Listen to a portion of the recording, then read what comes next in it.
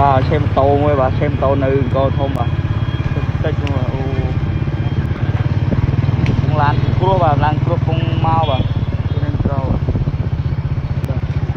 nên chơi được tích tung lừa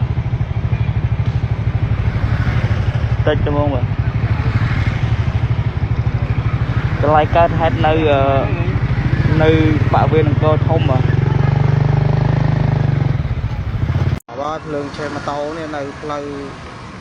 chỉ lấy mùi khoảng cam hà tan tinh trường lâu nữa là cơ tâm vô này mà bánh ơi spray mà bánh lốt ơi chạy bán oli nữa